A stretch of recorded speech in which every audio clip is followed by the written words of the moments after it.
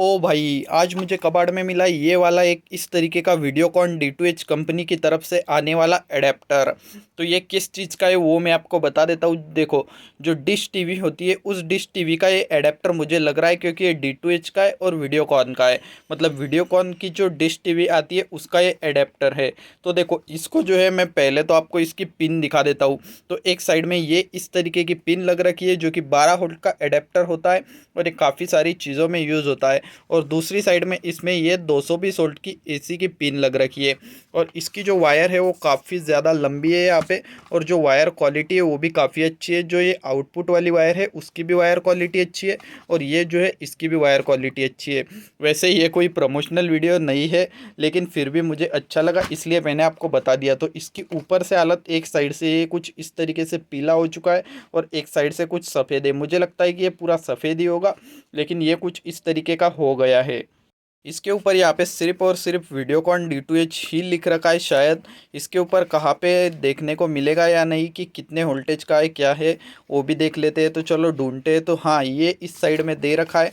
देखो, ये इसके ऊपर क्या लिख रखा है मैं आपको दिखा देता हूँ। देखो, AC DC एडेप्टर, मतलब AC को DC में बदलने वाला एडेप्टर। इनपुट है 90 वोल्ट से लेके 270 वोल्ट तक और AC में, और 550 मिली एम्पियर का पावर ये कंज्यूम करता है।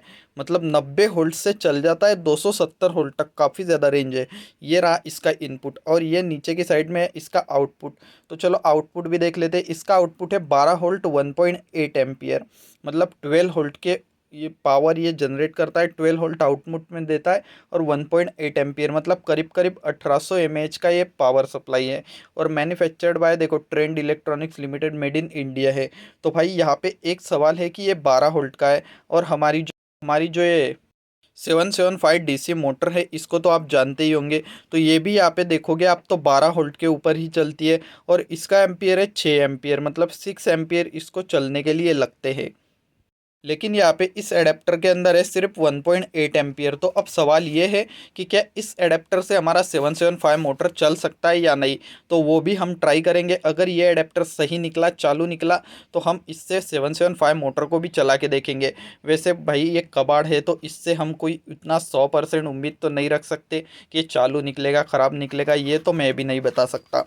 ये जो है इसको पावर देने के बाद, टेस्ट करने के बाद ही पता चलेगा। लेकिन हम इसको ऐसा ही, देखो, यहाँ पे 220 वोल्ट का पिन लग रखा है। तो इसको हम सीधा बोर्ड के अंदर नहीं लगाएंगे, क्योंकि इसके अंदर क्या पता कि जो वायरें है वो शॉर्ट सर्किट हो रखा हो, या फिर जो कई बार ऐसा भी होता है कि ये जो वायरें है ना, ये टूट के कई और ही कंपोनेंट के साथ कनेक्ट हो जाती है, मतलब टच हो जाती है, कांटेक्ट में आ जाती है। जिसकी वजह से क्या होता है कि जैसे ही हम पावर देते तो यहाँ पे धमाका हो जाता है, या फिर जो घर की लाइट है वो भी चली जाती है, फ्यूज़ भी उड़ जाता है। इस तरीके का कुछ हो सकता है। इसलिए हमें सबसे पहले क्या करना पड़ेगा कि ये जो एडेप्टर है खुलने वाला है। देखो यहाँ पे मैं आपको दिखा देता हूँ। ये इस साइड में एक इसमें स्क्रू लग रखी है और दूसरी जो है यहाँ पे इस साइड में एक स्क्रू लग रखी है। तो अगर इसमें दो स्क्रू लग रखे हैं तो दो स्क्रू खोलने के बाद ये खुलने ही वाला है। तो खोल के ही देख लिया जाए, जिससे कि हमें ये भी पता चलेगा कि अंदर कौन से कंपोनेंट है, क्या चीज़ें है, ये भी समझ में आएगा। और कहाँ पे कुछ शॉर्ट सर्किट हुआ है क्या, कुछ धमाका वमाका हो सकता है क्या, कोई डायोड वगैरह तो टूटे नहीं है, शॉर्ट नहीं हुए, ये सब कुछ पता भी चल जाएगा। तो इसलिए हम इसको फटाफट से खोल लेते, उसके बाद हम इसको पावर दे के देखेंगे कि ये चलता है या नहीं। तो चलो पहले खोलते हैं, अंदर की साइड से पीसीबी को देखते हैं ठीक है क्या। अगर ठीक रही तो फिर से पैक कर देंगे और इसको पावर देंगे। तो यहाँ पे इसको खोलने के लिए मैं प्लस वाला स्क्रू ड्राइवर लेकर आ गया, क्योंकि इसके अंदर जो स्क्रू लग रखे हैं ना वो भी प्लस वाले ही है। तो चलो जल्दी से इनको यहाँ पे खोल लेते हैं। तो हाँ गाइज, ये जो स्क्रू है ये इजीली खुल रहा है, कोई दिक्कत की बात ही नहीं है। तो देखो, ये जो एक साइड का स्क्रू है खुल भी चुका है, आपको दिख ही रहा होगा। देखो ये निकल चुका है बाहर की साइड में, काफ़ी लंबा स्क्रू है वैसे तो चलो अब दूसरी साइड का जो स्क्रू है उसको भी यहाँ पे खोल के देख ही लेते हैं। तो देखो, ये जो स्क्रू है ये भी इजीली खुल रहा है, कोई दिक्कत की बात इसमें भी नहीं है।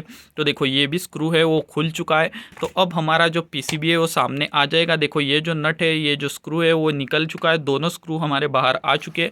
अब इसको यहाँ पे खोलने की कोशिश करते हैं। वैसे खुल तो नहीं रहा है भाई ये, तो इस साइड से खोलने की कोशिश करते। तो ये खुल क्यों नहीं रहा है, दोनों तो स्क्रू हमने इसके निकाल दिए। फिर भी ये खुल नहीं रहा है। तो चलो मैं, हाँ खुल गया, आप देख सकते हो कि इस साइड से खुल चुका है, और ये जो साइड है ये शायद ये जो वायर है इसकी वजह से ये अटक रखा है। तो चलो इसको मैं थोड़ा सा ज़ोर से खींचता हूँ जिससे कि ये खुल जाए।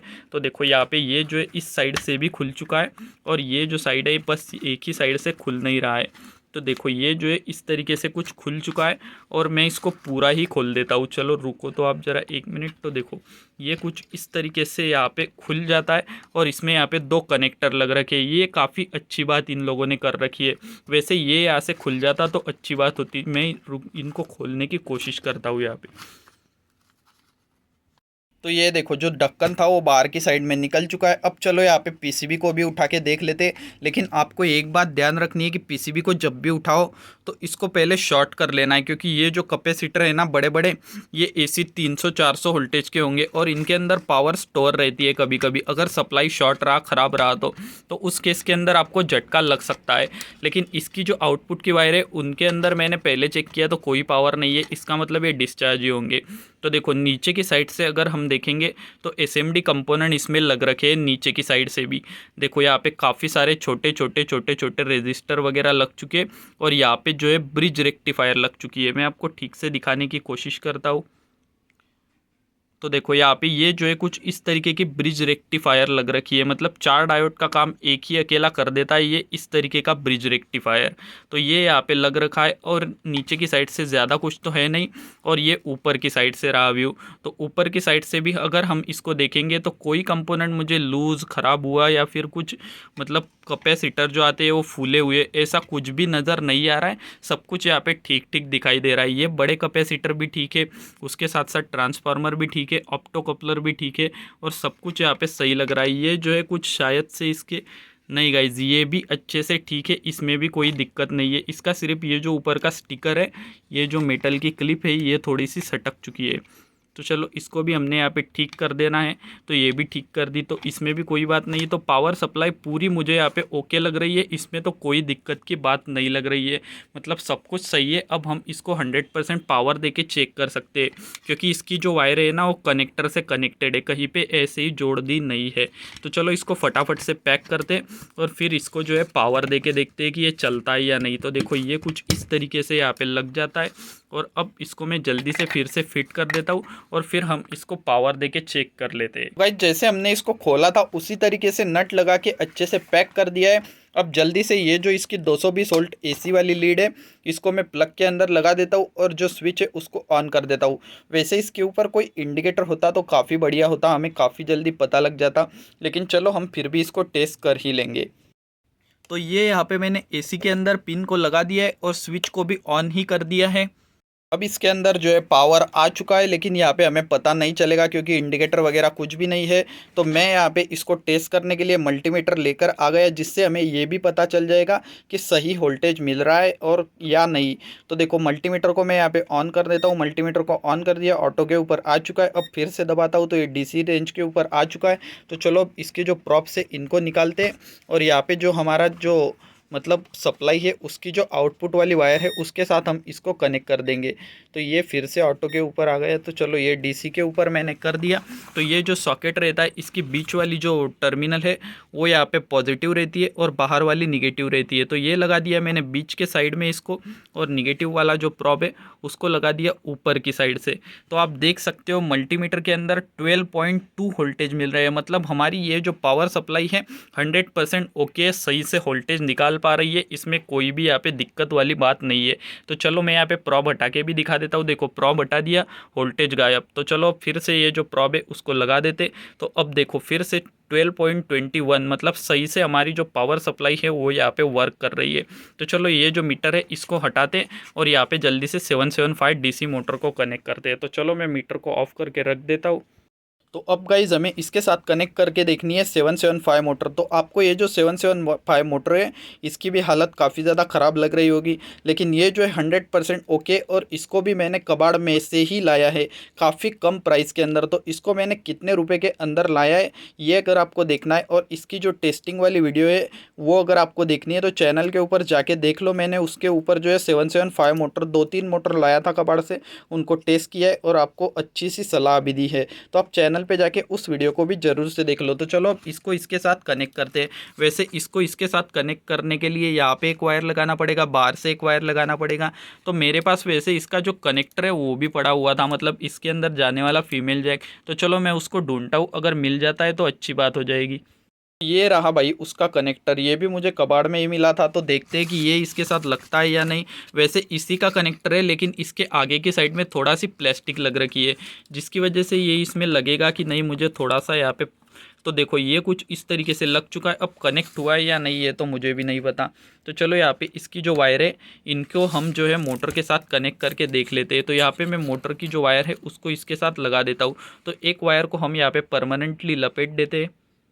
तो यहाँ पे हमारा एक वायर लग चुका है। अब दूसरी वायर को लगाते और देखते हैं मोटर घूमता है क्या। देखो, तो देखो यार गाइज, मोटर जैसे ही मैं वायर को लगा रहा हूँ, और आप यहाँ पे देख भी सकते हो कि जो स्पार्क है वो भी हो रहा है। देखो मैं आपको ठीक फिर से दिखाने की कोशिश करता हूँ। देखो स्पार्क वैसे हर बार कैमरा के अंदर नहीं दिखता, लेकिन देखो हो रहा है यहाँ पे स्पार्क। मतलब काफ़ी अच्छी पावर सप्लाई है। और मोटर भी देखो कितना ज़ोर से झटका मार रही है जैसे ही मैं कनेक्ट कर रहा हूँ। देखो, और मोटर जो है पूरी स्पीड के साथ यहाँ पे घूम रही है, काफ़ी अच्छे से वर्क कर रही है। तो ये जो पावर सप्लाई है मोटर को, जो 6 एम्पियर की मोटर है उसको भी चला दे रहा है। लेकिन ये कब तक चलाएगा, जब तक मोटर के ऊपर लोड नहीं है। मुझे लगता है कि जैसे ही मोटर के ऊपर हम कुछ लोड डालेंगे तो ये जो पावर सप्लाई है ये ऑफ हो जाएगी। लेकिन वैसे तो कम लोड के लिए काफ़ी अच्छा है, काफ़ी तेज़ और काफ़ी अच्छे से ये जो मोटर है यहाँ पे इस पावर सप्लाई के साथ घूम रही है। तो आज तो भाई मुझे कबाड़ के अंदर इसके जो है प्रॉफिट हो गया। तो मैं इसी तरीके से हर सुबह 8 बजे आपके लिए कबाड़ के अंदर से कोई ना कोई इस तरीके की चीज़ लाता रहता हूँ, और उसको आपको टेस्ट करवा के और उसके बारे में सब इन्फॉर्मेशन देता रहता हूँ। तो आप इसलिए चैनल को सब्सक्राइब कर लीजिएगा और उसके साथ साथ वीडियो को लाइक भी कर दीजिएगा। और उसके साथ साथ जो चैनल के ऊपर की पुरानी वीडियोज़ है उनको भी आप जाके देख लो, काफ़ी इंटरेस्टिंग, काफ़ी मस्त मस्त सी वीडियो है। तो चलो मैं मिलता हूँ आपको कल सुबह 8 बजे किसी और ऐसे ही अच्छे से टॉपिक के साथ। तब तक के लिए बाय बाय गाइज।